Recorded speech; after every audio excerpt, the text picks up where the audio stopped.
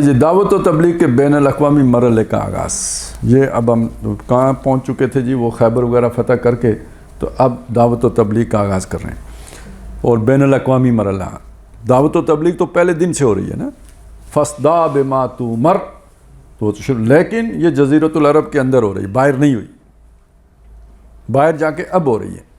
فتح خیبر کے بعد سن 7 ہجری کے اوائل ہی میں حضور صلی اللہ علیہ وسلم نے اپنے دعوتی اور تبلیغی نامہ ہائے مبارک دے کر چند صحابہ کرام کو قیصر روم، کسرائے ایران، عزیز مصر، بادشاہ حبشہ اور ان رؤسائے عرب کی طرف بھیجا جو جزیرہ نمائے عرب کی سرحدوں پر آباد تھے اور جنہوں نے اس وقت تک اسلام قبول نہیں کیا تھا۔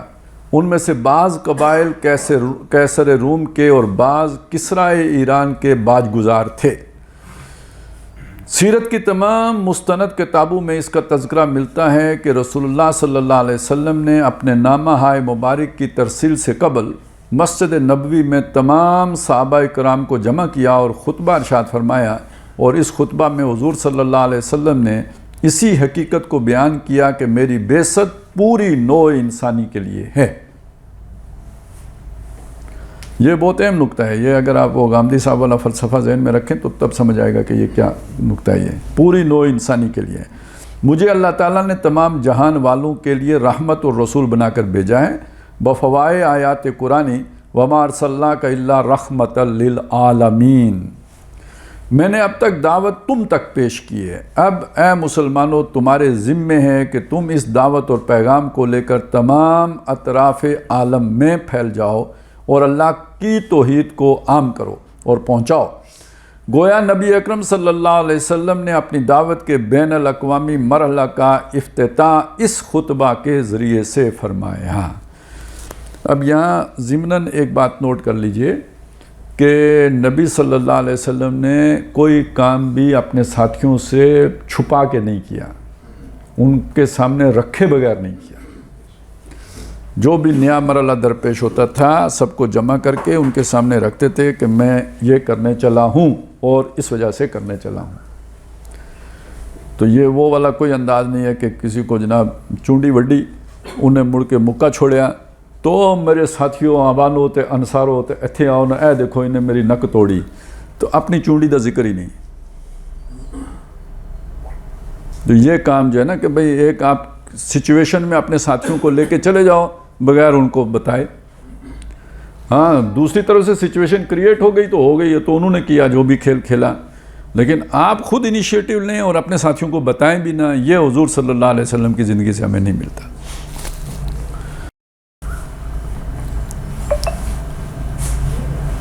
تو یہ کام بھی جب شروع ہو رہا تھا تو سب کو جمع کر کے ان کو بتایا کہ اب بین الاقوامی مرحلے کا آغاز ہوگا۔ اس خطبہ کا سیرت کی کتابوں میں حوالہ تو ملتا ہے، لیکن انتہائی تلاش کے باوجود مجھے یہ اہم خطبہ پورے متن کے ساتھ تاحال نہیں مل سکا۔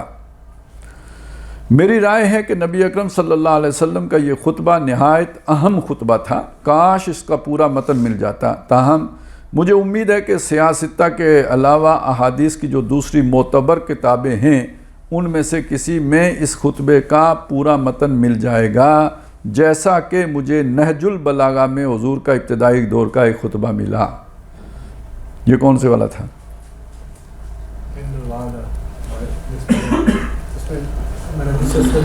مثال کی ایک جو ہے نا قافلے کا جو کبھی دھوکہ نہیں دیتا، وہ اپنی قوم کو دھوکہ نہیں دیتا۔ یہ اس زمانے تک یہ بات تھی۔ پاکستان کے قیام سے پہلے کی باتیں ہیں۔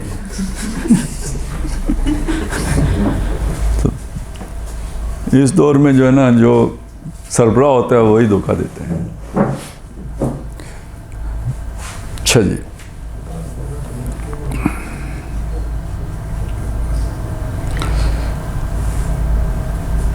جس کے متعلق میرا گمان غالب ہے کہ یہ خطبہ آپ صلی اللہ علیہ وسلم نے اس دعوت میں ارشاد فرمایا ہوگا جس کا تذکرہ سیرت کی کتابوں میں ہے، وہ یہ کہ آپ نے اپنی دعوت پیش کرنے کے لیے اپنے خاندان بنو ہاشم کے افراد کو کھانے پر مدعو فرمایا، پہلی مرتبہ تو آپ کو اپنی بات پیش کرنے کا موقع ہی نہیں ملا، شرکاء نے بات تمسخر میں اڑا دی۔ دوبارہ آپ نے پھر دعوت طعام کا اہتمام فرمایا اور اس موقع پر اپنی دعوت پیش فرمائی اور خطبہ ارشاد فرمایا جس میں حضور نے توحید، رسالت، آخرت پر ایمان لانے کی دعوت دی، اور اسی میں آپ نے تمام جہان والوں کے لیے بھی اپنے رسول ہونے کا تذکرہ فرمایا۔ جیسا کہ میں نے عرض کیا کہ معاملہ گمان غالب کی حد تک ہے کہ یہ وہی خطبہ ہے جو نہج البلاغہ میں مذکور ہے، لیکن نہج البلاغہ کے مصنف نے بھی ایسا کوئی حوالہ نہیں دیا کہ جس سے معلوم ہوتا ہو کہ یہ وہی خطبہ ہے جو حضور صلی اللہ علیہ وسلم نے اس دعوت طعام میں ارشاد فرمایا تھا۔ ضمنی طور پر عرض کرتا ہوں کہ آج صبح میں جب آج کی تقریر کا ذہن میں تانا بانا کیا ہوتا ہے بھائی؟ لمبائی کے رکوع چڑھائی کے ہاں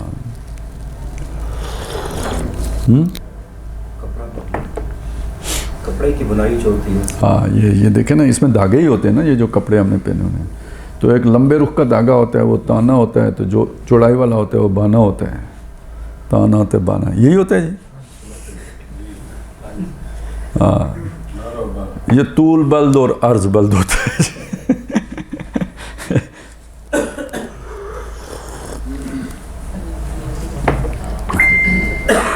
تانا بانا قائم کرنے کے لیے غور اور مطالعہ کر رہا تھا تو میرا ذہن حضرت مسیح علیہ السلام کے ایک خطبے کی طرف منتقل ہوا جو اناجیل میں اب بھی موجود ہے، جب آن جناب نے دعوت و تبلیغ کے لیے اپنے حواریین کو بھیجا اور رخصت کیا تو انہیں چند ہدایات دیں جو اس خطبہ میں مذکور ہیں۔ بڑا ہی پیارا، بڑا ہی فصیح و بلیغ خطبہ ہے۔ اس میں ایسے پیارے جملے ملتے ہیں کہ دیکھو تم نے مفت پایا ہے، مفت تقسیم کرو۔ میں نے تم سے کوئی اجرت نہیں لی ہے، میں نے جو دعوت حق تم تک پہنچائی ہے اس کا کوئی صلہ تم سے نہیں لیا ہے۔ ایسا نہ کرنا کہ اس دعوت و تبلیغ کے عوض لوگوں سے نذرانے وصول کرنا شروع کر دو۔ نبی صلی اللہ علیہ وسلم کی دعوت کا یہ جو پہلو ہے نا، اس کو ہمارے دور میں آپ یہ مانیں کہ تبلیغی جماعت والوں نے زندہ کیا ہے، نہیں تو یہ مطلب سارا فیسوں کا چکر ہو گیا تھا۔ تقریر کرنا تبلیغ ہوتی تھی اور تب تقریر کرنے کے پیسے ہوتے تھے۔ اس کو دوبارہ اس سپرٹ پر استوار جنہوں نے کیا نا، اپنے پلے سے پیسے لگا کر تبلیغ کرنا، یہ مطلب آپ ان کی دعوت سے پر سوال اٹھا سکتے ہیں، لیکن یہ والی جو پہلو ہے نا یہ انہوں نے زندہ کیے ہیں۔ اچھا،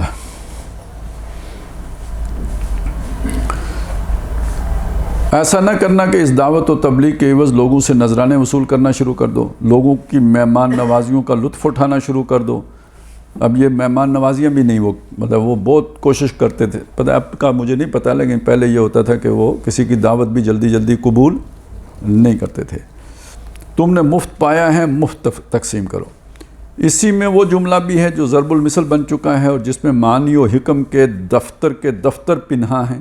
فرمایا سانپ کی مانند ہوشیار لیکن فاختہ کے مانند بے ضرر بنو۔ سنا ہے کسی نے یہ پہلے؟ تو ڈاکٹر صاحب تو کہتے ہیں کہ یہ تو ضرب المثل بن چکا ہے۔ آپ کو ضرب المثل بھی نہیں سنی آپ نے، ہیں؟ کیا معنی ہے؟ دعوت کے فیس میں تو ڈاکٹر صاحب نے اس کا ذکر کیا ہے کہ اس کو اس طرح سے اڈاپٹ کیا جائے۔ فاختہ کی مانند، سانپ کی مانند ہوشیار اور فاختہ کی مانند بے ضرر بنو۔ کوئی صاحب اس کی تشریح؟ امیر کی جو ہے نا آنکھ معاشرے کی نبض پہ رہنی چاہیے، لیکن بلا وجہ کے کسی معاملات میں الجھنا نہیں ہے۔ چھوٹی موٹی ریزسٹنس آتی بھی ہے تو بس اس کو گزر جائے۔ ظہور خانی کو ضرب الامثال بہت آتی ہیں جناب، وہی ان کی تشریح بھی ٹھیک کرتا ہے۔ پشتو ایسے ضرب المثلوں میں نا تنہا ہے، اس میں سمجھائی تو اس کی بھی تو کوئی مثال تو ہوگی نا پشتو میں۔ سانپ کی مانند ہوشیار، سانپ کی آنکھیں نہیں ہوتی لیکن وہ کان میں آنکھیں ہوتی ہیں، مطلب اس کو وہ سینس کرتا ہے مان سے، وہ جو خطرے کو بھی جو سینس کرتا ہے، اس میں جو اگر اس کی جو ہوشیاری کا جو پہلو ہے وہ جو حالات ہیں نا اس کے بارے میں خبرگیر رہنا, اس سے واقف رہنا, لیکن مائنڈ نہیں بننا. مطلب جی سر. سر صاحب کی مثال دیکھیں یہ تھا کہ شخصیت کا جو ایک پہلو اگر ایک انتہا پر ہوتا ہے نا تو کمپلیمنٹری کی دوسری انتہا ہوتی ہے. تو ایک طرف اگر ایک بندہ اتنا جو ہے نا وہ چوکنا ہے تو لازمی طور پر اس کا ریئیکشن بھی اتنا سخت ہوگا. ہاں, ویجیلنٹ جتنا ہوگا اتنا ہی ریئیکٹ کرے گا. تو وہ نہیں کرنا. یعنی آپ کو پتہ ہو کیا رہا ہے, لیکن آپ نے بے ضرر رہنا ہے, ریئیکشن نہیں کرنا ہے, ریئیکٹ نہیں کرنا ہے, پیسیو رہنا ہے. فاختہ کی مانند اچھا فاختہ کیوں ہوتی ہے؟ انہوں پتہ ہی نہیں, کبوتر کو کیا پتہ بلی نے کیا کرنا ہے, انہیں اکھاں بند کی تھی, انہیں کہا چلو اللہ خیر کر سی. ٹھیک ہے نا, یہ فاختہ اور کبوتر ایک جیسے ہی آتے رکھتے ہیں. تو یعنی چول نہیں ہونا ہے, ٹھیک ہے نا, آپ کو پتہ ہونا چاہیے کہ ہو کیا رہا ہے, اور لیکن دہشت گرد بھی نہیں بننا ہے. میں نے آسان سادہ سلیس ترجمہ کر دیا ہے, اگر آپ کی سمجھ میں آ رہا ہے تو ٹھیک ہے نا. ہوشیاری چوکنے پورا آپ کو پتہ ہے کہ کون کیا چال چل رہا ہے, شیطان اس وقت کیا کھیل کھیل رہا ہے, لیکن بظاہر فاختہ, ٹھیک ہے نا, ریئیکشن مردے والا, کالمیت فی عید الغسال. یہ قول حضرت مسیح علیہ السلام کا. ہاں, بے ضرر بنو, یعنی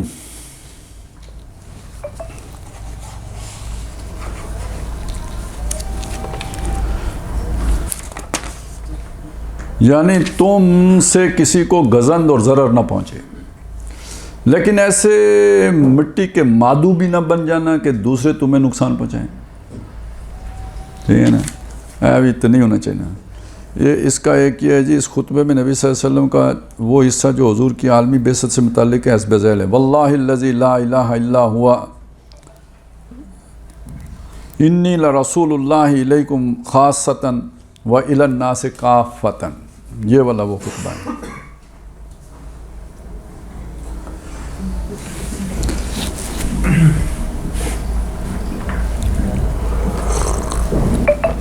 یہ ہے حکمت و دانائی کی انتہائی اونچی بات. موجودہ اناجیل میں حضرت مسیح علیہ السلام کے جو خطبات ہمیں ملتے ہیں ان میں میرے نزدیک مواعظ کی پوری انسانی تاریخ میں جو چوٹی کا واز ہے وہ ہے پہاڑی کا was, sermon of the mountain یا ماؤنٹ. یہ پورا واز آپ کو وہ متی کی انجیل میں یہ پورا واز آپ کو مل جائے گا. اسی طرح وہ واز جس میں حضرت مسیح علیہ السلام نے دعوت و تبلیغ کے لیے اپنے حواریوں کو ہدایات دی تھیں, جس کا ذکر اوپر آ چکا ہے, نہایت مؤثر واز ہے. نامہ ہائے مبارک. اب وہ واپس اس پہ آئیں. بہرحال جناب محمد الرسول اللہ صلی اللہ علیہ وسلم نے اپنی دعوت کے بین الاقوامی مرحلے کے افتتاح کے لیے خطبہ ارشاد فرمایا, اور اس کے بعد آپ نے سلاطین کو اسلام کی دعوت دینے کے لیے خطوط تحریر کرائے, اور اپنے مختلف اصحاب کے ہاتھ آس پاس کے علاقوں کے حکمرانوں اور سرداروں کو اپنے نامہ ہائے مبارک ارسال فرمائے. ظاہر بات ہے کہ الاقرب فالاقرب کا لحاظ ضروری تھا. یوں تو ہندوستان بھی تھا, چین بھی تھا, ایشیا اور یورپ کے بھی نہ معلوم کتنے ممالک تھے, لیکن پہلا دائرہ تو قریب کے علاقوں کا ہو سکتا تھا, ان علاقوں کا جو جزیرہ نمائے عرب کے چاروں طرف تھے. قیصر روم کے دربار میں حضرت وحیہ کلبی نامہ مبارک دے کر بھیجے گئے. یہ وہ صحابی ہیں جن کے بارے میں روایت آتی ہے کہ وہ صورتاً اور شکلاً نبی اکرم صلی اللہ علیہ وسلم سے بہت مشابہ تھے, نہایت حسین تھے. حضرت جبریل علیہ السلام جب بھی انسانی شکل میں تشریف لاتے تو انہی کی شکل میں آتے تھے. حضرت عبداللہ بن حذافہ سہمی کو خسرو پرویز کسریٰ اور قجلہ ایران کی طرف بھیجا گیا. حضرت حاتب بن ابی بلتا عزیز مصر کی طرف بھیجے گئے. مصر اس وقت ایک نیم آزاد ملک تھا جو سلطنت روما کا باج گزار تھا. عزیز مصر خود بھی عیسائی تھا اور سلطنت روما کے ماتحت تھا. حضرت عمرو ابن امیہ کو بادشاہ حبش نجاشی کی طرف بھیجا گیا, اور حبشہ بھی مصر کی طرح سلطنت روما کا باج گزار تھا اور وہاں کا بادشاہ بھی مذہباً عیسائی تھا۔ یہ بات پیش نظر رہے کہ وہ نجاشی جو ایمان لے آئے تھے ان کا انتقال ہو چکا تھا۔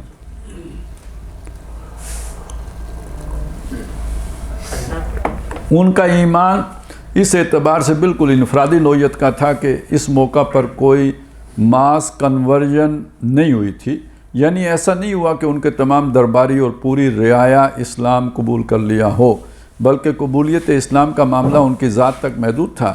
جب ان کے انتقال کی خبر بذریعہ وحی حضور صلی اللہ علیہ وسلم کو ملی تو آپ نے ان کی نماز جنازہ غائبانہ پڑھائی، چنانچہ ان کے بعد جو نجاشی تخت نشین ہوا وہ عیسائی تھا۔ حضرت سلیط بن عمر بن عبد شمس روسائے یمامہ کی طرف بھیجے گئے۔ یمامہ جزیرہ نمائے عرب ہی کا شمال مشرقی علاقہ ہے، آج کل یہ علاقہ نجد میں شامل ہے۔ حضرت شجاع رضی اللہ تعالی عنہ بن وہب الاسدی حدود شام میں حارث غسانی کے پاس بھیجے گئے۔ شام بھی اس وقت سلطنت روما کے زیر حکومت تھا اور وہاں قیصر کی طرف سے غسانی خاندان حکمران تھا۔ یوں سمجھ لیجئے کہ شام کی وہی پوزیشن تھی جو انگریزی دور حکومت میں بر صغیر کی بڑی ریاستوں کو حاصل تھی۔ یہ تفصیل مکمل نہیں ہے، ان کے علاوہ بھی بعض رؤساء دوسرے سرداران کو حضور صلی اللہ علیہ وسلم نے نامہ مبارک ارسال فرمائے، جن میں سے ایک کا ذکر بعد میں آئے گا۔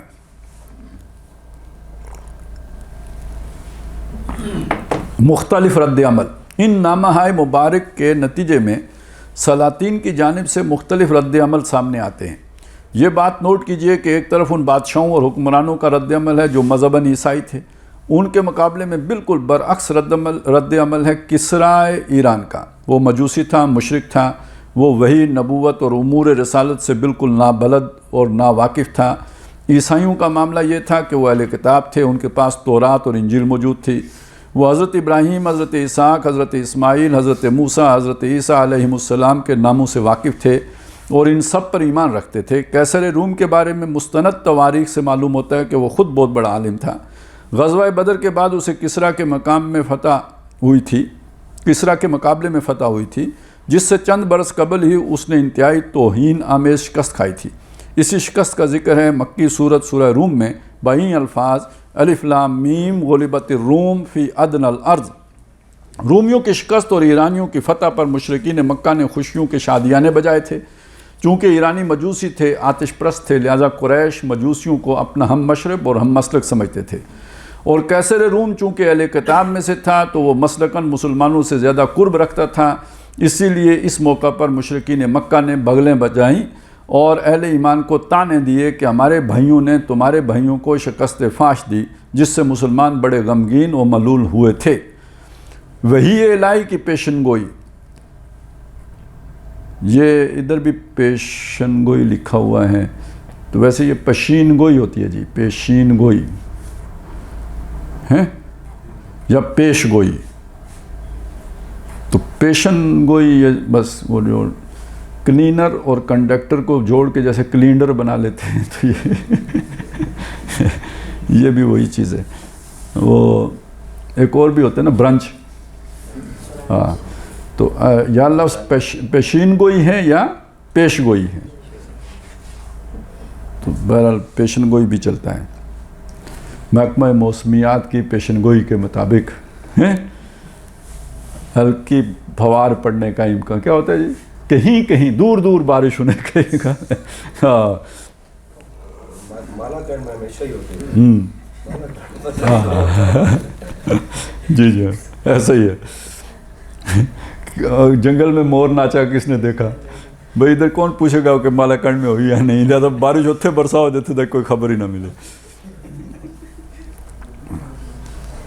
سورہ روم میں اللہ تعالیٰ نے جہاں رومیوں کی عظمت کی خبر دی تھی، وہاں مسلمانوں کو یہ خوشخبری بھی بطور پیشن گوئی نہیں پشین گوئی سنا دی تھی کہ رومی قریب کی سرزمین میں مغلوب ہو گئے، لیکن وہ عنقریب غالب آ جائیں گے۔ چند برسوں ہی میں اور اگلے اور پچھلے سب کام اللہ ہی کے قبضہ قدرت میں ہیں۔ رومیوں کی فتح کے دن مسلمان فرحاں ہوں گے۔ الف لام میم غلبت الروم فی ادنی الارض وَهُمْ مِنْ بَعْدِ غَلَبِهِمْ سَيَغْلِبُونَ فِي بِضْعِ سِنِينَ لِلَّهِ الْأَمْرُ مِنْ قَبْلُ وَمِنْ بَعْدُ وَيَوْمَئِذٍ يَفْرَحُ الْمُؤْمِنُونَ۔ قرآن مجید کی اس پیشن گوئی یعنی پیشین گوئی کی بنیاد پر حضرت ابو بکر صدیق نے ایک مشرک کرشی سے یہ شرط رکھ لی تھی کہ اگر اتنے سال کے اندر رومی غالب نہ آئے تو میں تمہیں 100 اونٹ دوں گا، ورنہ تم مجھے 100 اونٹ دو گے۔ شروع میں حضرت ابو بکر نے شرط کی مدت کچھ کم رکھی تھی، لیکن نبی اکرم صلی اللہ علیہ وسلم کے توجہ دلانے پر بضع سنین کے لغوی و مدلول یعنی 9 سال پر معاہدہ ٹھہرا۔ خیال رہے اس وقت تک اس نوع کی شرط کی شریعت میں ممانعت نہیں آئی تھی۔ مدنی دور میں اس نوع کی شرطیں ناجائز قرار دے دی گئیں۔ بہرحال 9 سال سے قبل ہی رومیوں نے ایرانیوں کو بڑی عبرتناک شکست دی۔ یہ وہی زمانہ ہے جس میں اللہ تعالیٰ نے مسلمانوں کو غزوہ بدر میں عظیم الشان فتح عطا فرمائی تھی۔ مسلمانوں کے لیے اس وقت دوہری خوشی کا موقع تھا، ایک غزوہ بدر کی فتح کا، دوسرے رومیوں کی ایرانیوں پر فتح کا، اور اس طرح یہ وعدہ الہی بھی پورا ہو گیا کہ وَيَوْمَئِذٍ يَفْرَحُ الْمُؤْمِنُونَ، یعنی رومی چند سالوں کے اندر ایرانیوں پر غالب آئیں گے، اور وہ ایسا موقع ہوگا کہ مسلمان بھی اللہ کی مدد پر فرحاں اور شاداں ہوں گے۔ قیصر روم کی خوشی کا عالم۔ چند برس پہلے ایرانیوں کے ہاتھوں انتہائی شرمناک شکست کھانے کے بعد ان پر عظیم فتح پانے پر قیصر کتنا خوش اور فرحاں ہوگا اس کا ہر شخص اندازہ لگا سکتا ہے۔ اس کی شادمانی اور مسرت کا یہ عالم تھا کہ وہ اس فتح کا شکرانہ ادا کرنے کے لیے حمص سے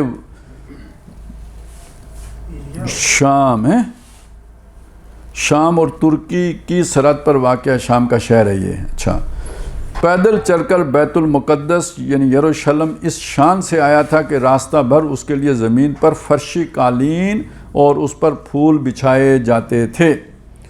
بیت المقدس عیسائیوں کا قبلہ اور متبرک ترین مقام تھا، تو وہ ایشیائی کوچک کے کنارے سے پیدل چل کر اپنے قبلہ کی زیارت اور فتح پر شکرانہ پیش کرنے کے لیے وہاں آیا تھا۔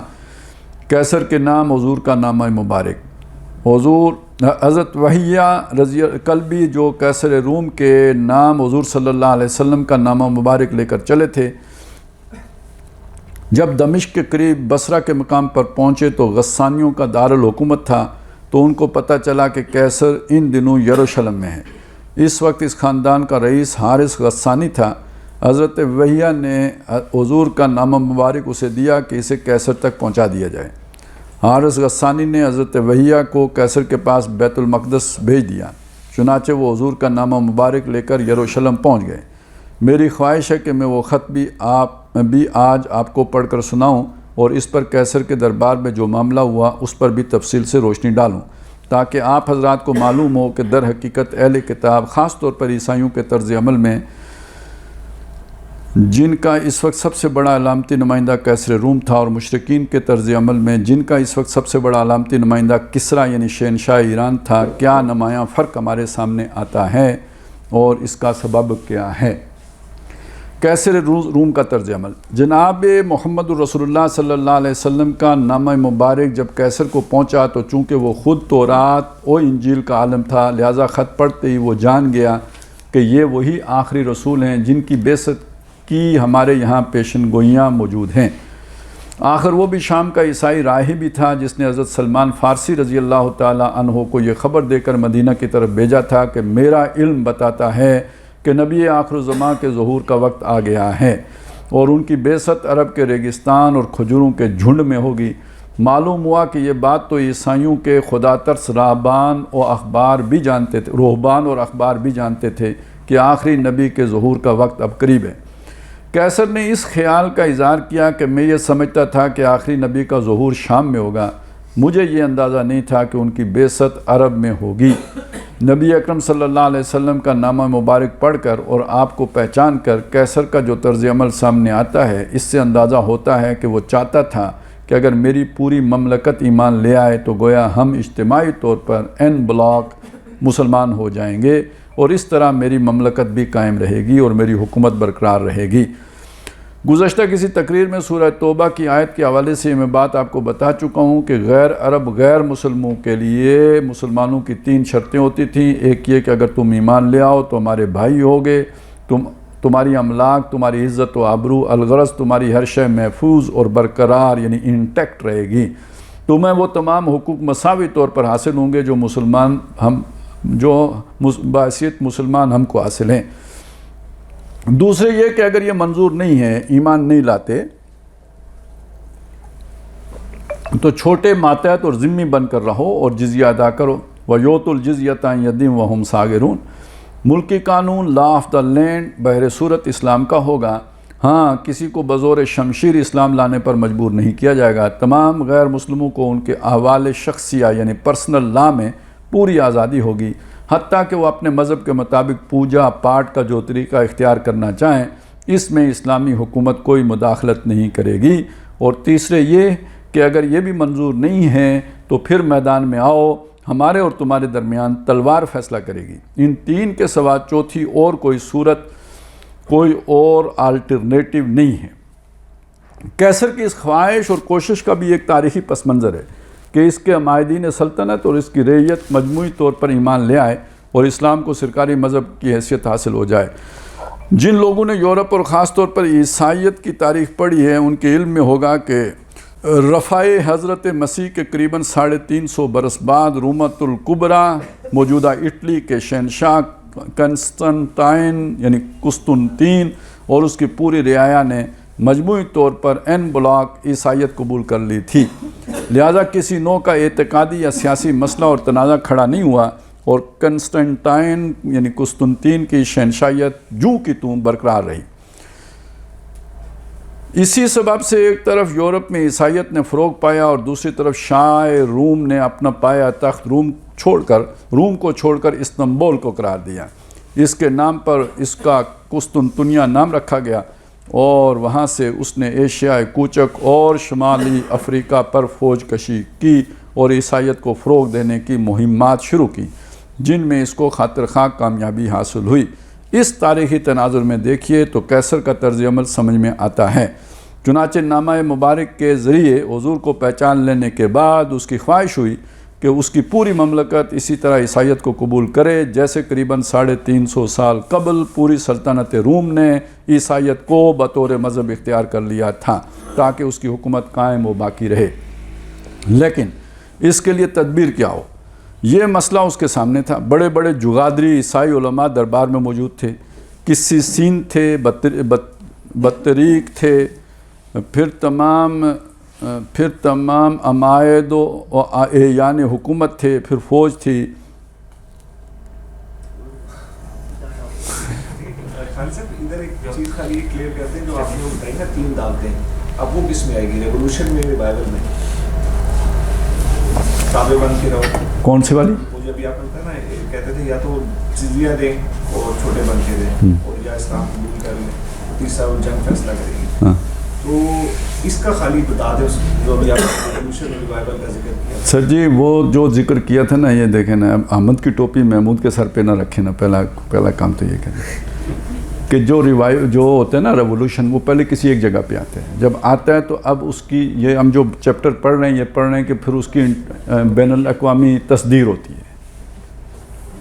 تو میں نے جو آپ کو نقطہ جس کے لیے وہ ساری تفسیر رکھی تھی اس لیے رکھی تھی کہ جب تک آپ اپنے علاقے میں دین کو قائم نہیں کر لیتے تو بیرون ملک دعوت تبلیغ کا کام نہیں کرتے. میں یہ نقطہ جو ہے نا وہ فوکس کر رہا تھا. آپ جو بات کریں یہ اب دعوت یہ ہے, یہ اس انقلاب جو آپ اپنے ملک میں لے کے آ چکے ہیں اس کا بین الاقوامی پھیلاؤ کا مرحلہ ہے. یہ اب وہ والی دعوت نہیں ہے. یہ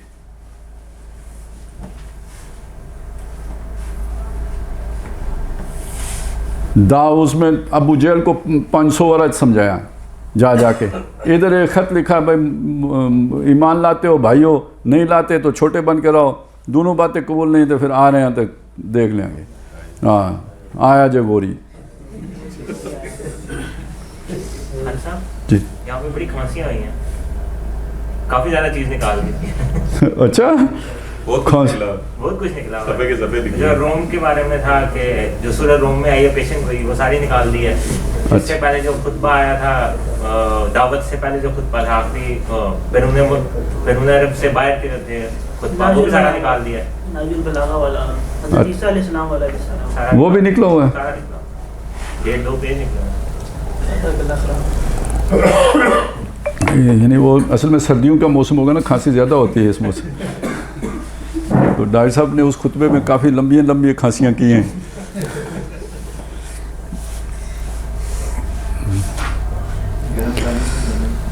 असल में पिछले 20 साल गुजरे ही खांसियों के हैं ना, यानी हर बंदा थोड़ा थोड़ा फ्राडिया हो गया। अन्नास वाला दीन मुलूक के ऊपर फ्राडिया बैठे थी तो थले ही नाल जनाब। खैर जी चलें, आप अब आगे पढ़ते हैं। लेकिन इसके लिए तदबीर क्या हो, ये मसला उसके सामने था। बड़े बड़े जुगादरी ईसाई वो सारे वो दे अच्छा जी। और नहीं आखिरी गल जिथे जाके तो मेरा साह रुक गया सी हैं, वो क्या होता है जी, वेंटिलेटर दी लोड़ पै गई सी। वो ऐसी कि भाई ए भी ने मौलवी ने फलाने, फिर फौज थी हैं जी, वो भी सी। अब सबको किस तरह राज़ी किया जाए। मैं कहा करता हूँ कि बादशाह भी तमाम इंसानों की तरह एक इंसान होता है। ऐ ज़रा गल समझने दिए। ये निकाल दिए बादशाह वाली बात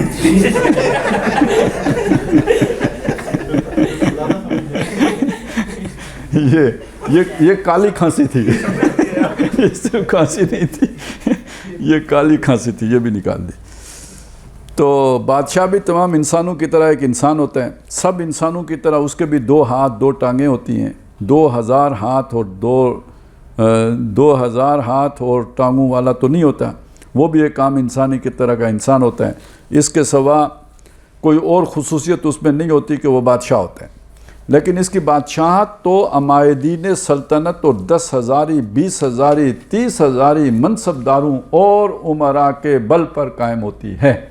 ये कौन होते हैं जी? वो जो नीचे जागीरदार, ये मेरा ख्याल है जिनकी तनख्वाह 10,000 20,000 30,000।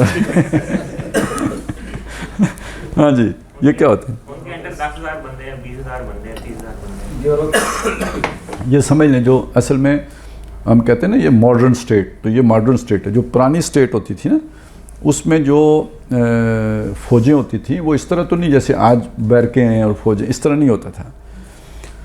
जागीरदार असल में बादशाह मालिक होता था ना, तो वो जागीरें अलाट कर देता था। अब जिसको वो जागीरें देता था तो उसके जो मज़ारे होते थे, ज़ाहिर है उसे वो फिर पूरी वही फ़ौज पाल सकता है, क्योंकि उसकी इतने रेवेन्यू जनरेट होगा ना कि वो फ़ौज पाल सके।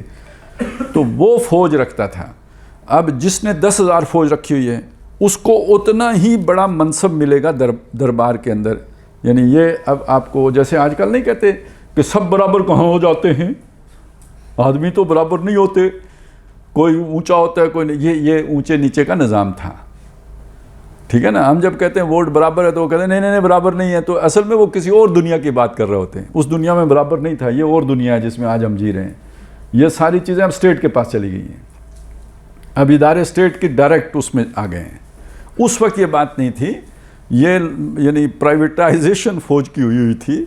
तो वो जिसकी 10,000 की फ़ौज है तो उसको 10,000 के बराबर मनसब मिला हुआ है। जिसकी 20,000 की फ़ौज, यानी इसका मतलब क्या होगा, जब बादशाह को फ़ौज की ज़रूरत पड़ेगी तो ये 10,000 ही मनसबदार है, तो ये 10,000 फ़ौज लेके आएगा। ये 20,000 ही मनसबदार है, ये 20,000 की फ़ौज लेके आएगा। अब आप देखें ये इसके करीब तर निज़ाम है अफ़गानिस्तान में। वहाँ वारलॉर्ड्स हैं और उनके पास फ़ौज है लेकिन जागीर नहीं है, तो वो फ़ौज का ख़र्चा कैसे पालते हैं? 2-3 तरीके ना। यानी एक तो अगर वहाँ पे लॉ एंड ऑर्डर का मसला हो तो वो अपनी वो लगा लेते हैं फाटक, ठीक है ना, वहाँ से टैक्स कलेक्ट करना शुरू कर देते हैं। उसके अलावा ये कि जनाब ये जो आप कहते हैं ना वो फ़ंड आते हैं और फंड जाते हैं, तो वो फंड उन्हीं वारलॉर्ड्स के पास जाते हैं ना, तो वो फिर अपनी फ़ौज रखते हैं। तो वहाँ पे वो निज़ाम इसलिए भी चल गया कि वो ये 10,000 20,000 वाले वहाँ मौजूद थे। वो एक तरह की पुरानी जो मॉडल की रियासत वो बन गई इस वजह से। तो ये इस तरह ये 10,000 20,000 होते थे, और उसी ये जो दरबारी जिन्हें आपको होते थे ना, उनके पीछे फ़ौज खड़ी होती थी। اور اسی نسبت سے پھر ان کے ووٹ کی طاقت بنتی تھی، رائے کی طاقت، یا ان کی وہ سٹیٹس بنتا تھا، پولیٹیکل سٹیٹس، اس کا وزن وہاں پہ بنتا تھا۔ منصبدار اور عمرا لارڈز کے بل پر قائم ہوتی ہے، لہذا جب تک یہ لوگ مطمئن ہو کر ایمان نہ لائیں اس کی حکومت کو خطرہ لاحق رہے گا۔ کچھ دیر توقف کیا، ایک تدبیر اس کے ذہن میں آئی، اپنے درباریوں سے پوچھا کہ ان دنوں، یعنی آپ یہ سمجھ لینا کہ ایک آرمی چیف بھی بڑی بلا ہوتی ہے، لیکن کور کمانڈر بھی سارے آخر کوئی جھوٹ سچ کر کے ساتھ نہ ملائے جائیں تو اکیلا تو اڈے نہیں دے سکتا نا امریکہ کو۔ ہاں کوئی نہ کوئی چکر چلائیں گے تو پھر وہ کوئی A P S, D P S, S P S, C P S کچھ کریں گے تو تب جا کے آگے 9 مئی 11 مئی 19 9 2 11 کچھ ہوگا تو کام آگے سیدھا ہوتا ہے۔ رائے عامہ نہیں بنانی ہوتی، دیکھیں اے آر وائی رائے عامہ نہیں بناتا، وہ رائے افواج بناتا ہے،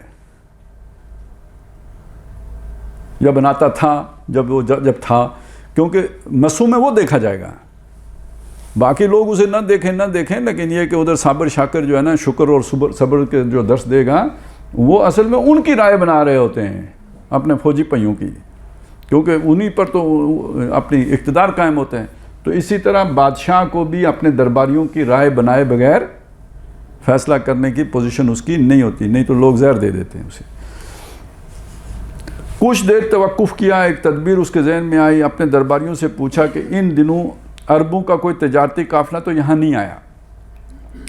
بتایا گیا کہ عربوں کا ایک تجارتی قافلہ اس علاقے میں آیا ہوا ہے اور وہ فی الوقت غزہ میں مقیم ہے۔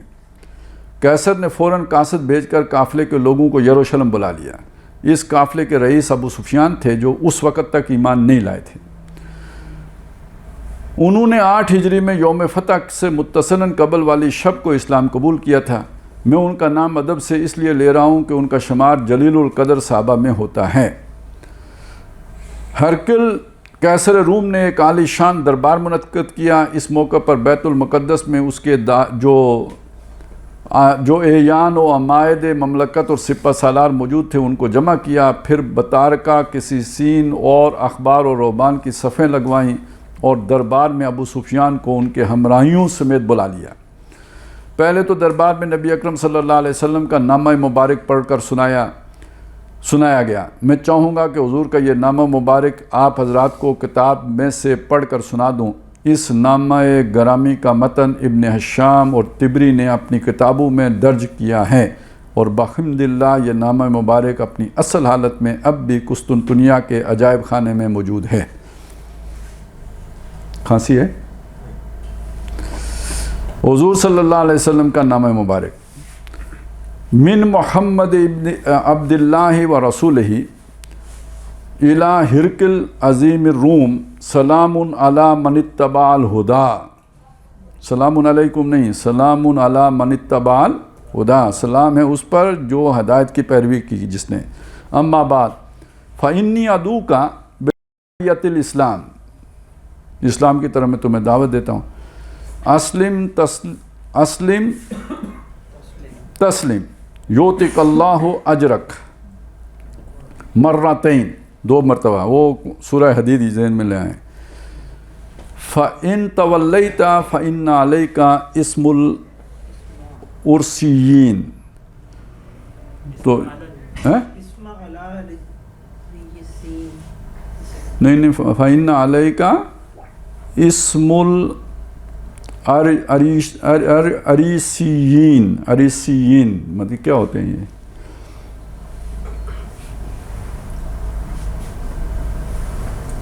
میں رسولوں میں سے ہوں۔ نہیں یعنی جن کا تم وہ رئیس ہو نا، رئیس ہو جن کے، تو جتنے رؤساء ہیں ان کا یعنی گناہ بھی تیرے اوپر ہوگا، ٹھیک ہے، یعنی اپنا ہی نہیں ہوگا۔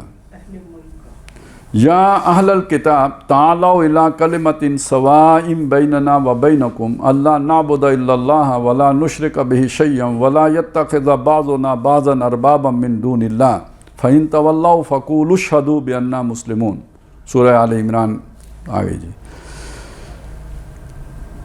اچھا، اہل کتاب ایک ایسی بات کی طرف پیش قدمی کرو جو ہمارے اور تمہارے درمیان مساوی ہے، یہ کہ ہم اللہ کے سوا کسی اور کی بندگی نہ کریں اور نہ ہی ہم اس ہستی کے ساتھ کسی چیز کو شریک ٹھہرائیں اور نہ ہی ہم میں سے کوئی اللہ تعالیٰ کے سوا کسی اور کو اپنا پروردگار تسلیم کرے۔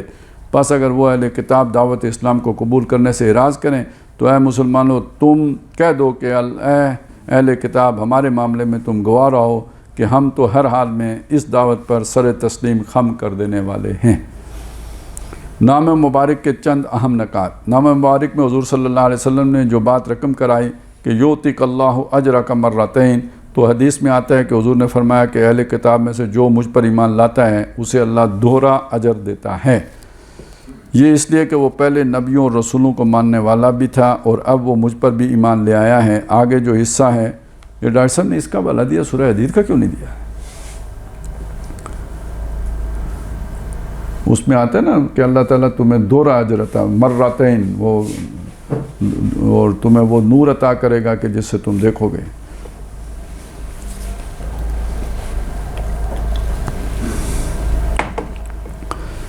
فَإِن تَوَلَّيْتَ فَإِنَّ عَلَيْكَ اسْمُ الْأَرِيسِيِّينَ، تو اس کا مطلب یہ ہے کہ ایک شخص کی حیثیت ایسی ہوتی ہے جیسے کیسر روم کی تھی کہ اگر ایمان لے آتا تو چاہے پوری رعیت ایمان نہ لاتی لیکن لاکھوں لوگ تو ایمان لے آتے تو ان کا اجر بھی اس کے حصے میں آتا، لیکن اس نے غرور گردانی کی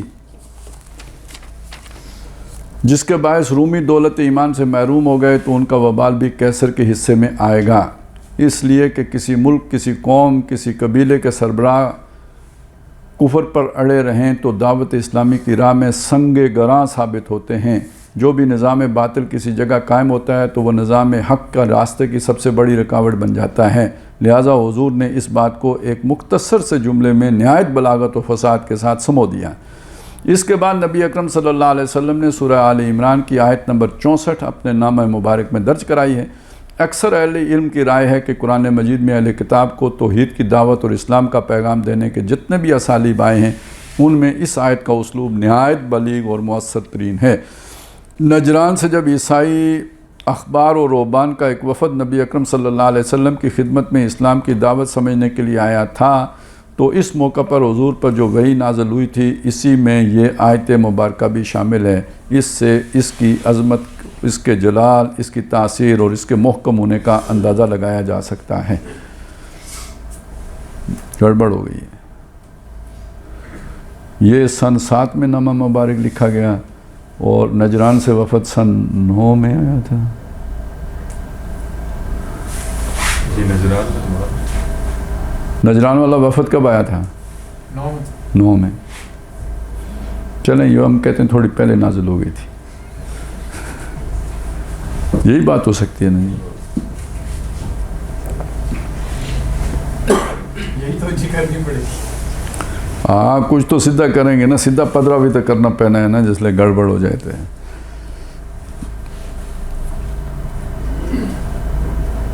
اچھا جی، اس وقت میں چاہوں گا کہ اس آیت مبارکہ کے اس حصے وَلَا يَتَّخِذَ بَعْضُنَا بَعْضًا أَرْبَابًا مِّن دُونِ اللَّهِ، ہم میں سے کوئی اللہ کو چھوڑ کر کسی اور کو اپنا رب نہ بنا لیں۔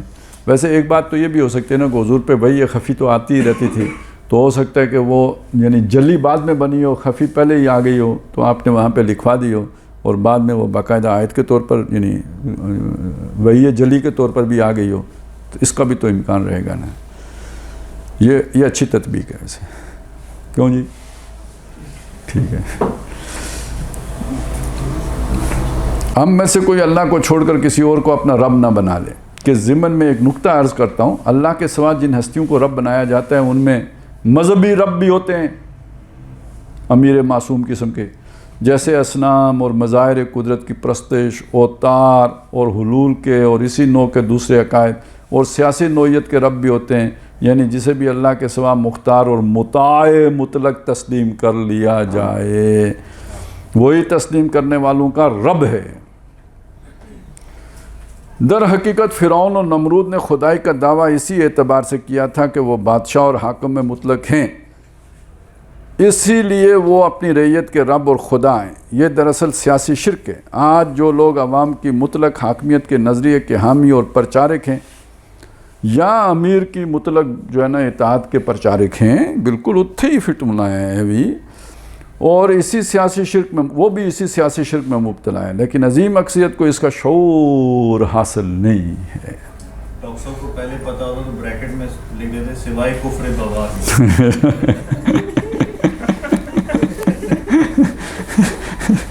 اصل میں اس کا یہ جو ایک تھے نا ڈاکٹر تقی الدین، یہ بیت کے نظام جب رکھ رہے تھے انہوں نے مخالفت کی تھی، اور ڈاکٹر صاحب نے جب وضاحتیں کی تھی تو انہوں نے کہا تھا یہ آپ کی وضاحتیں بالکل ٹھیک ہیں اور آپ اس اعتدال کے ساتھ چل سکتے ہیں، لیکن اس نظام کے ساتھ بعد میں ضرور فتنہ پیدا ہوگا، اور اسی وجہ سے وہ تنظیم چھوڑ گئے تھے۔ یہ انہوں نے باقاعدہ ان کا ڈاکٹر صاحب نے ان کی اس بات کا حوالہ خود دیا ہوا ہے کہ وہ یہ کہتے ہیں بعد میں ضرور فتنہ پیدا ہوگا،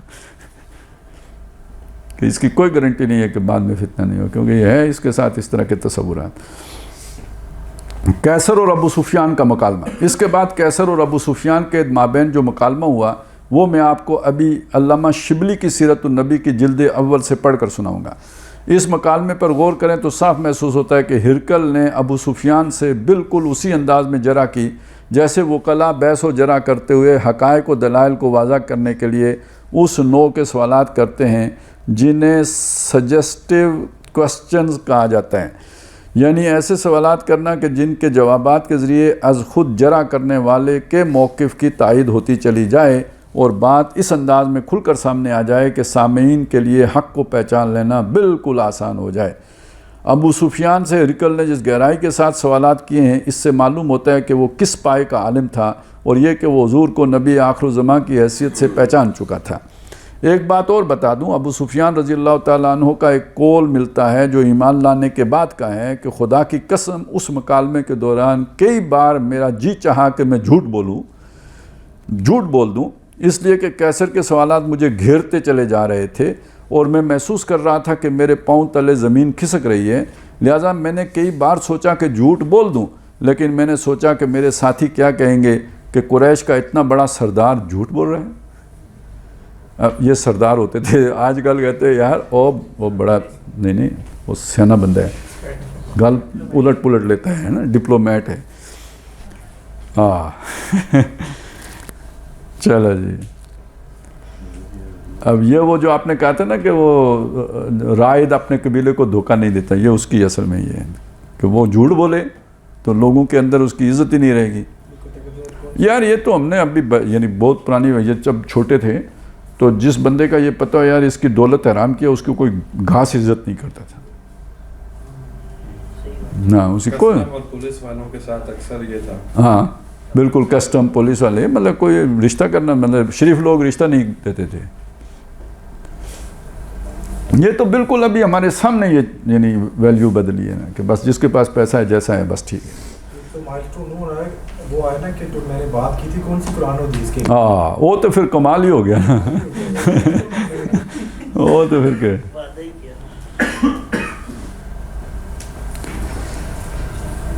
اچھا اب یہ دیکھیں نا واقعہ ایک ہو رہا ہے، حجت کتنوں پہ قائم ہو رہی ہے، ہرقل پہ قائم ہو رہی ہے، ابو سفیان پہ قائم ہو رہی ہے، وہ ان کے جتنے ساتھی آئے ہوئے ہیں ان پہ قائم ہو رہی ہے، سارے درباریوں پہ قائم ہو رہی ہے۔ چنانچہ میں اس وجہ سے جھوٹ نہیں بول سکا، اس بات سے عربوں کی یہ ایک مزاجی خصوصیت سامنے آتی ہے کہ بے شمار برائیوں کے باوجود ان میں چند اعلیٰ انسانی اوصاف موجود تھے۔ مکالمہ ملاحظہ فرمائیے۔ قیصر: مدعی نبوت کا خاندان کیسا ہے؟ ابو سفیان: شریف ہے۔ قیصر: اس خاندان میں کسی اور نے بھی نبوت کا دعویٰ کیا تھا؟ ابو سفیان: نہیں۔ قیصر: اس خاندان میں کوئی بادشاہ گزرا ہے؟ ابو سفیان: نہیں۔ قیصر: جن لوگوں نے یہ مذہب قبول کیا ہے وہ کمزور لوگ ہیں؟ منہ میں ڈال رہا ہے نا یہ جیسے آج کل ہمارے وہ جج جو ہے نا وکیلوں سے نہیں مطلب کیس پڑھا رہے ہوتے ہیں ان کو کہ یوں کر کے سوال کرو۔ یا صاحب اثر: ابو سفیان: کمزور لوگ ہیں۔ قیصر: اس کے پیروں بڑھ رہے ہیں یا گھٹتے جاتے ہیں؟ ابو سفیان: بڑھتے جاتے ہیں۔ قیصر: کبھی تم لوگوں کو اس کی نسبت جھوٹ کا بھی تجربہ ہے؟ ابو سفیان: نہیں۔ قیصر: وہ کبھی عہد و اقرار کی خلاف ورزی بھی کرتا ہے؟ ابو سفیان: ابھی تک تو نہیں کی، لیکن اب جو نیا معاہدہ صلح ہے اس میں دیکھیں وہ عہد پر قائم رہتا ہے یا نہیں۔ قیصر: تم لوگوں نے اس سے کبھی جنگ بھی کی؟ ابو سفیان: ہاں۔ قیصر: نتیجہ جنگ کیا رہا؟ ابو سفیان: کبھی ہم غالب آئے کبھی وہ۔ कैसर वो क्या सिखाता है? अबू सुफियान कहता है कि एक खुदा की इबादत करो, किसी और को खुदा का शरीक न बनाओ, नमाज पढ़ो, पाक दामनी इख्तियार करो, सच बोलो, सिलाए रहमी करो। इस मकालमे पर कैसर का तबसरा। अल्लामा शिबली लिखते हैं कि इस मकालमे के बाद कैसर ने मुतरजमन के ज़रिए से यह तबसरा किया, तुमने इसको शरीफुन नस्ब बताया, पैगंबर अच्छे ख़ानदानों में पैदा होते हैं। तुमने कहा कि इसके ख़ानदान से किसी और ने नबूवत का दावा नहीं किया। अगर ऐसा होता तो मैं समझता कि यह ख़ानदान ख़्याल का असर है, ख़ानदानी ख़्याल का असर है। तुम तस्लीम करते हो कि इसके ख़ानदान में कोई बादशाह न था। अगर ऐसा होता तो मैं समझता कि इसको बादशाहत की हविस है। तुम मानते हो कि उसने कभी झूठ नहीं बोला। जो शख्स आदमियों से झूठ नहीं बोलता वो खुदा पर क्यों कर झूठ बांध सकता है? तुम कहते हो कि कमज़ोरों ने उसकी पैरवी की है, तो पैगंबरों के इब्तदाई पैरों हमेशा गरीब ही लोग होते हैं। तुमने तस्लीम किया कि उसका मज़हब तरक्की करता जाता है। सच्चे मज़हब का यही हाल है कि बढ़ता जाता है। तुम तस्लीम करते हो कि उसने कभी फ़रेब नहीं किया। पैगंबर कभी फ़रेब नहीं करते। तुम कहते हो कि वो नमाज और तकवा और इफ़ाफ़ की हदायत करता है। अगर ये सच है तो मेरी कदमगाह तक इसका कब्ज़ा हो जाएगा। मुझे ये ज़रूर ख्याल था कि एक पैगंबर आने वाला है, लेकिन ये ख्याल न था कि वो अरब में पैदा होगा। अगर मैं वहाँ जा सकता तो ख़ुद उसके पाँव धोता। ये है हिरकल कैसर रूम का तबसरा जो कुतुब सियर में महफूज है। कैसर की बदबख्ती। अब असल इम्तिहान आता है जुर्रत का, हिम्मत का, कुर्बानी का, ईसार का, और इस बात का कि हक़ के लिए क्या छोड़ने के लिए इंसान तैयार होता है। हक़ कबूल करने के लिए कुछ छोड़ना पड़ता है।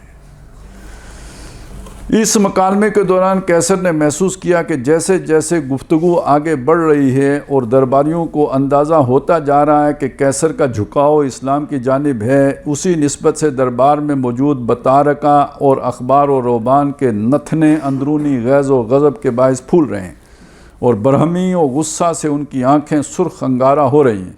और इसी तरीके से उसने अपने अमायद और यान हुकूमत और अपने सिपा सालारों के तेवर बिगड़े हुए देखे तो अपने इक़्तिदार को ख़तरा महसूस हुआ और इस सूरत हाल से खौफज़दा होकर उसने अरबों को दरबार से उठा दिया। ये अगर आप वो वलीद बिन मुगीरा का देखें, वो भी यही मुसीबत हुई थी उसके साथ भी।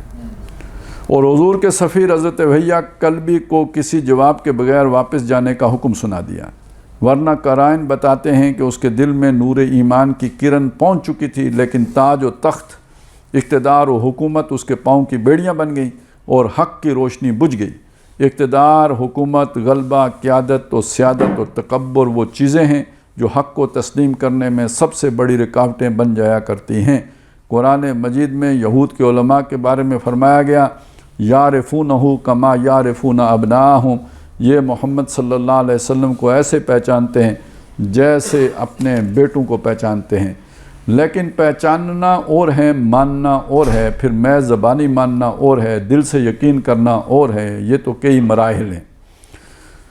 ज़े इश्क बसबूरी हज़ार फरसंग अस्त, राय हक़ में तो बड़े बड़े फ़ासले, बड़े बड़े मवाने, बड़े बड़े इम्तिहानात आते हैं। बस कैसर की सल्तनत व हुकूमत उसके पाँव की बेड़ी बन गई, ईमान नहीं लाया और महरूम रह गया। बहरहाल हुजूर के नामा हाय मुबारक के जवाब में ईसाई बादशाहों की जानिब से ये एक नुमाइंदा तर्ज अमल था जिसका तफसीली हाल मैंने आपके गोश गुजार कर दिया। अब आगे चलिए, चलें। दीगर सलातीन के नाम हुजूर के नामा हाय मुबारक। मैंने उन सलातीन और सरदारान के नामों में से चंद अहम नाम आप हज़रात को सुनाए थे जिनकी तरफ हुजूर सल्लल्लाहु अलैहि वसल्लम नामा हाय मुबारक अरसाल किए थे।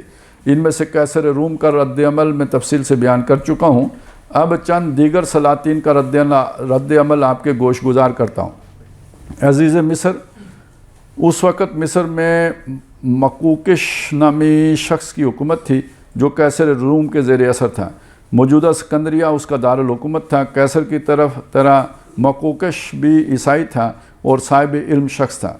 وہ ایمان تو نہیں لایا لیکن اس نے حضور کے قاصد حضرت حاتب کا اعزاز و اکرام کیا، اور اس نے حضور صلی اللہ علیہ وسلم کے نامہ مبارک کے جواب میں عربی میں یہ خط لکھا، یہ اس کی ترجمہ کر دیتا ہوں۔ محمد بن عبداللہ صلی اللہ علیہ وسلم کے نام مکوکش رئیس قبط کی طرف سے سلام علیک کے بعد میں نے آپ کا خط پڑھا اور آپ کے مضمون اور مطلب سمجھا۔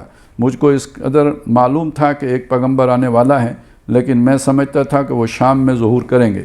میں نے آپ کے قاصد کی عزت کی اور 2 لڑکیاں بھیجتا ہوں جن کی قبطیوں میں مصر کی قوم بہت عزت کی جاتی ہے، اور میں آپ کے لیے کپڑا اور سواری کے لیے ایک خچر بطور ہدیہ بھیجتا ہوں۔ والسلام۔ مکوکش نے جو 2 لڑکیاں بھیجی تھیں وہ کنیزیں یا لونڈیاں نہیں تھیں بلکہ شاہی گھرانے سے تعلق رکھتی تھیں۔ وہ دونوں اثناء سفر میں حضرت حاتب کی تبلیغ و تعلیم سے ایمان لے آئی تھیں۔ ان میں ایک حضرت ماریہ قبطیہ رضی اللہ تعالی عنہا نبی صلی اللہ علیہ وسلم کے حرم میں شامل ہوئی تھیں، اور دوسری جن کا نام سیرین تھا وہ حضرت حسان کے حبالہ عقد میں آئیں۔ یہ دونوں حقیقی بہنیں تھیں۔ خچر کا نام دلدل تھا۔ جنگ ہنین میں حضور اسی پر سوار تھے۔ نجاشی شاہ حبشہ۔ علامہ شبلی نے اپنی تحقیق کے مطابق نجاشی کے متعلق جو لکھا ہے وہ میں ان کی کتاب کے حوالے سے آپ لوگوں کو سنا دیتا ہوں۔ میں اپنے طور پر اس ضمن میں کوئی تحقیق نہیں کر سکا ہوں۔ علامہ شبلی لکھتے ہیں، نجاشی بادشاہ حبش کو آپ نے دعوت اسلام کا جو خط بھیجا اس کے جواب میں اس نے عریضہ بھیجا کہ میں گواہی دیتا ہوں کہ آپ خدا کے سچے پیغمبر ہیں۔ حضرت جعفر طیار جو ہجرت کر کے حبش چلے گئے تھے یہیں موجود تھے۔ نجاشی نے ان کے ہاتھ پر بیعت اسلام کر لی۔ ابن اسحاق نے روایت کی ہے کہ نجاشی نے اپنے بیٹے کو 60 مصاحبوں کے ساتھ بارگاہ رسالت میں عرض نیاز کے لیے بھیجا، لیکن جہاز ڈوب گیا اور سفارت ہلاک ہو گئی۔ علامہ شبلی نے یہ روایت طبری کے حوالے سے لکھی ہے۔ آگے علامہ لکھتے ہیں کہ عام ارباب سیر لکھتے ہیں کہ نجاشی نے 9 ہجری میں وفات پائی۔ حضور صلی اللہ علیہ وسلم مدینہ تشریف رکھتے تھے اور یہ خبر سن کر آپ نے غائبانہ اس کے جنازے کی نماز پڑھائی، لیکن یہ غلط ہے۔ صحیح مسلم میں تصریح ہے کہ جس نجاشی کی نماز جنازہ آپ نے پڑھی وہ یہ نہ تھا۔ ان 3 عیسائی بادشاہوں کے طرز عمل کو بیان کرنے کا مقصد یہ ہے کہ یہ بات واضح ہو جائے کہ انہوں نے نہ تو نبی اکرم صلی اللہ علیہ وسلم کے قاصدوں کے ساتھ کوئی بدسلوکی کی اور نہ ہی حضور صلی اللہ علیہ وسلم کے نامہ گرامی کی کوئی توہین کی، بلکہ ہرقل قیصر روم کے رویے سے تو صاف معلوم ہوتا ہے کہ اس کی خواہش اور کوشش یہ تھی کہ کسی طرح اس کی پوری مملکت اجتماعی طور پر اسلام کی دعوت کو قبول کر لے، لیکن اس کوشش میں وہ ناکام ہو گیا اور اپنے اقتدار کے تحفظ کی خاطر دولت ایمان سے محروم رہ گیا۔ کسرائے ایران۔ کسرائے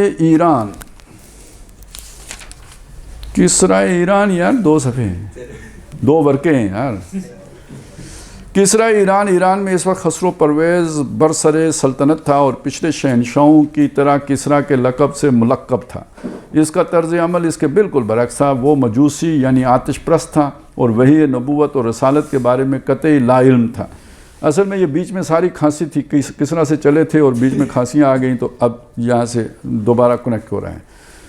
وہ حضور صلی اللہ علیہ وسلم کا نام مبارک پڑھ کر نہایت برہم ہو گیا اور اس نے نہایت تحقیر آمیز رویہ اختیار کیا۔ اس کے رد عمل کو قدر تفصیل سے بیان کرنے سے قبل میں چاہتا ہوں کہ آپ لوگ حضور صلی اللہ علیہ وسلم کا نام مبارک سن لیں جو علامہ شبلی نے اپنی کتاب میں نقل کیا ہے۔ اس کا بھی ترجمہ سنا دیتا ہوں۔ خدائے رحمان و رحیم کے نام سے، محمد پیغمبر خدا کی طرف سے، کسرا رئیس فارس کے نام سلام ہے اس شخص پر جو ہدایت کا پیرو ہو اور خدا اور اس کے پیغمبر پر جو ایمان لائے اور گواہی دے کہ خدا صرف ایک خدا ہے اور یہ کہ خدا نے مجھے تمام دنیا کا پیغمبر مقرر کر کے بھیجا ہے تاکہ وہ ہر زندہ شخص کو خدا کا خوف دلائے۔ تو اسلام قبول کر تو اسلام قبول کر تو سلامت رہے گا، اور ورنہ مجوسیوں کا وبال بھی تیری گردن پر ہوگا۔ خسرو پرویز کا غرور اور گستاخی۔ بادشاہت کا نشہ کچھ ایسا ہوتا ہے کہ عام طور پر ہر بادشاہ مغرور ہو ہی جاتا ہے، لیکن خسرو پرویز بہت زیادہ مغرور تھا۔ اس کے دور میں دربار کو جو عظمت اور شوکت اور جلال حاصل ہوا اس سے پہلے کبھی نہیں ہوا۔ اس کے نام حضور کا نام مبارک لے کر حضرت عبداللہ بن حذیفہ گئے تھے۔ عجم کا طریقہ یہ تھا کہ سلاطین کو جو خطوط لکھے جاتے تھے ان میں بادشاہ کا نام پہلے ہوتا تھا اور مکتوب نگار کا بعد میں۔ حضور صلی اللہ علیہ وسلم کے نام مبارک کی ترتیب یہ تھی کہ پہلے بسم اللہ، پھر خود हुजूर का इसमें ग्रामी था और फिर किसरा का नाम था। ये देखकर किसरा आग बगोला हो गया और उसने गैज़ व गज़ब से मगलूब होकर नहायत गुस्ताखाना रवैया इख्तियार किया। नकल कुफर नबाशत, उसने हज़रत अब्दुल्ला से कहा कि अगर तुम कासिद न होते तो मैं तुम्हें कत्ल करा देता। तुम्हारे साहिब की ये जुर्रत कि मेरे ग़ुलाम होते हुए मेरे नाम से पहले अपना नाम लिखा। ऐसा गुस्ताख शख्स, मैं अभी उसकी गिरफ़्तारी का फरमान जारी करता हूँ और उसे बुलवा कर अपने दरबार में अपने हाथ से इसकी गर्दन उड़ा दूँगा। इन गुस्ताखाना कलमात के साथ उसने नबी अकरम सल्लल्लाहु अलैहि वसल्लम का नामा मुबारक चाक कर डाला। नबी, अच्छा ये जो गर्दन उड़ा दूंगा इसका एक हाशिया है। ये पेशनगोई पूरी ना हो मैं नहीं मरूंगा। ईरान का दारुल हुकूमत मदियन जब फतह हुआ तो माल गनीमत में किसरा के तलाई कंगन भी शामिल थे। हज़रत उमर ने हज़रत सुराका को मस्जिद नबी में बुलाया और उनसे कहा कि वह तमाम हाज़रीन को अपना वाक़या सुनाएं। इसके बाद हज़रत उमर ने उनके हाथों में कंगन पहनाए। ये पता नहीं क्या हो गया जी, अच्छा हाँ पीछे रह गया। यमन में इस वक्त ईरान की हुकूमत थी, यानी ये वो आशिया उसका। यमन में इस वक्त ईरान की हुकूमत थी और ईरान के बादशाह पूरे अरब को आज़ाद कबाइल का इलाका समझते थे और इसे अपनी कलमरों का हिस्सा गर्दानते थे। ग़ुलाम उसने इसलिए कहा था। नबी अकरम सल्लल्लाहु अलैहि वसल्लम, नहीं बस ठीक हो गया, वो आगे आ रहा है दूसरा। नबी अकरम की पेशनगोई, बाद में जब हुज़ूर सल्लल्लाहु अलैहि वसल्लम को इस गुस्ताखी की खबर पहुंची कि किसरा ने आपका नाम मुबारक चाक कर दिया, तो आपने बतौर पेशनगोई फरमाया कि इसने मेरा ख़त नहीं फाड़ा, अपनी सल्तनत के पुर्ज़े उड़ा दिए। ये तो अभी आलम गैब की बात थी। आइंदा के वाक़यात और हालात में से जितना और जिस कदर अल्लाह ताला चाहता है उनसे अपने रसूल सल्लल्लाहु अलैहि वसल्लम को मुत्तले फरमा देता है। लेकिन उस वक्त आलम वाक़या में तो कैफियत ये थी कि सल्तनत किसरा मौजूद है और उसकी लाखों की फ़ौज है। उसकी सल्तनत लाखों मील पर फैली हुई है। उसकी सतवत, शान और शौकत और रोब व दबदबा है। उसके पुरज़े होने तो शुरू होंगे चंद साल बाद खिलाफत फ़ारूकी के दौर में, और इसकी तकमील होगी हज़रत उस्मान रज़ी अल्लाह ताला अन्हु के अहद खिलाफत के इब्तदाई 3-4 सालों में। लेकिन हुज़ूर सल्लल्लाहु अलैहि वसल्लम ने उसी वक्त पेश गोई फरमा दी कि किसरा की सल्तनत के परखचे उड़ जाएंगे और इसका नाम तक बाकी नहीं रहेगा। अब ये जो नाम तक इसकी एक आगे जो तफसील है कि नबी अकरम सल्लल्लाहु अलैहि वसल्लम जब हज़रत अबू बकर सिद्दीक़ रज़ी अल्लाह ताला अन्हु की मईयत में मदीना की जानिब हिजरत फरमा रहे थे, तो सुराका बिन हशम 100 ऊँटों के लालच में, जिनका ऐलान अबू जेल ने किया था, हुजूर की तलाश में निकला। रास्ते में उसने आपको देख लिया। उसने आपकी तरफ 3 मरतबा घोड़ा दौड़ाया, लेकिन हर मरतबा घोड़े के पैर रेत में धंस गए। उसके दिल में आपकी हैबत तारी हो गई और इसने हुजूर सल्लल्लाहु अलैहि वसल्लम से अमान तलब की। हुजूर के फरमान पर हज़रत अबू बकर ने अमान की तहरीर लिख दी। हुजूर ने अमान की दस्तावेज़ सुराका को देते हुए फरमाया, ऐ सुराका, मैं तेरे हाथ में किसरा के कंगन देख रहा हूँ। गोया हुजूर सल्लल्लाहु अलैहि वसल्लम ने उसी मौका पर ईरान पर गलबे की पेशन गोई फरमा दी थी। खिलाफत फ़ारूकी के दौर में सुराका जो इस्लाम ला चुके थे शदीद बीमार हुए। लोग उनकी ज़िंदगी से मायूस हो गए। हज़रत उमर फ़ारूक खलीफा वक्त उनकी इयादत के लिए तशरीफ़ लाए और उनको तसल्ली दी। हज़रत सुराका ने कहा, या अमीरुल मोमिनीन, मैं अभी मरने वाला नहीं हूँ। हुजूर ने मेरे हाथ में किसरा के कंगन देखे थे। खुदा की कसम, जब तक कि हुजूर की पेशन गोई पूरी नहीं हो मैं नहीं मरूँगा। ईरान का दारुल हुकूमत मदियन जब फतह हुआ तो माल गनीमत में किसरा के तलाई कंगन भी शामिल थे। हज़रत उमर ने हज़रत सुराका को मस्जिद नबी में बुलाया और उनसे कहा कि वो तमाम हाज़रीन को अपना वाक़या सुनाएं, जिसके बाद हज़रत उमर ने उनके हाथों में कंगन पहनाए। अच्छा जी, खुसरो परवेज़ का इंजाम मैं अर्ज़ कर रहा था कि ईसाई बादशाहों के रवैये के बिल्कुल बरक्स खुसरो परवेज़ ने हुजूर सल्लल्लाहु अलैहि वसल्लम के कासिद और आपके नामा मुबारक के साथ गुस्ताखाना मामला किया। नामा मुबारक को चाक कर दिया, कासिद को डरा धमका कर वापस कर दिया। उसने इसी पर बस नहीं किया, बल्कि चूँकि उस दौर में यमन उसकी कलमरों में शामिल था, चुनाचे उसने अपने गवर्नर को जो ईरानी था फरमान भेजा कि यह मदीना का कौन गुस्ताख शख्स है जिसने मेरी शान में ऐसी गुस्ताखी की है और जो नबूवत का मुद्दई है, इसे फ़ौरन गिरफ़्तार करके मेरे दरबार में हाज़िर करो। بازان گورنر یمن نے اپنے 2 آدمیوں کو یہ کیا ہے پتہ نہیں، بازان اس کا نام ہوگا، بازان گورنر یمن نے اپنے 2 آدمیوں کو مدینہ بھیجا۔ ان دونوں نے حضور صلی اللہ علیہ وسلم کی خدمت میں پہنچ کر کہا کہ ہمارے شہنشاہ نے آپ کو طلب کیا ہے، اگر حکم کی تعمیل نہیں کرو گے تو آپ کو اور آپ کے پورے ملک کو تباہ و برباد کر کے رکھ دے گا۔ حضور مسکرائے اور فرمایا کہ رات کو آرام کرو، صبح کو بات ہوگی۔ صبح جب وہ آئے تو حضور نے فرمایا کہ تمہارا بادشاہ سلامت رات کو اپنے بیٹے شیردیہ کے ہاتھوں قتل ہو چکا ہے، اب تم واپس جاؤ اور اپنے گورنر سے کہہ دینا کہ جلد ہی اسلام کی حکومت کسریٰ کے پایہ تخت تک پہنچے گی۔ چنانچہ خسرو پرویز کا یہ انجام ہوا کہ اپنے ہی بیٹے کے ہاتھوں مارا گیا، جس کی خبر حضور صلی اللہ علیہ وسلم کو اللہ تعالیٰ نے وحی کے ذریعے سے پہنچائی۔ ایک نمایاں فرق، نبی اکرم صلی اللہ علیہ وسلم کے دور سعید ہی سے اس دور کی دونوں عظیم سلطنتوں یعنی قیصر و کسریٰ سے چھیڑ چھاڑ شروع ہو گئی تھی، جس نے حضرت ابوبکر صدیق، حضرت عمر فاروق اور حضرت عثمان ذو النورین رضی اللہ تعالیٰ عنہم کے دور خلافت میں باقاعدہ جنگوں کی صورت اختیار کر لی، جن کے 2 علیحدہ علیحدہ نتائج نکلے۔ وہ یہ کہ جہاں تک قیصر روم کا تعلق ہے تو اگرچہ کہ وہ شام کے پورے علاقوں سے بالکل بے دخل کر دیا گیا، ایشیائی کوچک کا تھوڑا سا علاقہ اس کی قلمرو میں باقی رہ گیا، اور اگرچہ وہ شمالی افریقہ کے پورے علاقے از مصر تا مراکش بے دخل کر دیا، لیکن اس کی حکومت بالکل ختم نہیں ہوئی۔ بلکان کی ریاستوں میں اس کا اقتدار قائم رہا۔ قسطنطنیہ جو اس کا پایہ تخت تھا وہ فتح نہیں ہوا جو بعد میں 15ویں صدی عیسوی میں سلطان عثمانی کیا ہے، ترکان عثمانی، یہ شر لکھا، ترکان عثمانی کے ہاتھوں فتح ہوا ہے۔ بہرحال اس کی حکومت خلافت راشدہ میں یورپ کے مشرقی علاقوں اور ایشیائی کوچک کے کچھ علاقوں میں قائم رہی۔ میں سمجھتا ہوں کہ یہ برکت تھی اس رویے کی جو اس نے نبی اکرم صلی اللہ علیہ وسلم کے نام مبارک کے بارے میں اختیار کیا تھا۔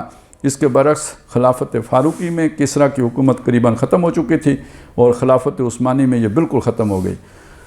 یزدگرد مارا گیا اور وہ پورا علاقہ جو کسریٰ عظیم فارس کے زیر نگین تھا اسلامی حکومت کا جز بن گیا۔ یہ انجام تھا اس گستاخانہ رویہ کا جو خسرو پرویز نے حضور صلی اللہ علیہ وسلم کے نام مبارک کو چاک کرنے کی صورت میں کیا تھا۔ یہ ایک نمایاں فرق ہمیں تاریخ اسلام کے قرن اول میں نظر آتا ہے۔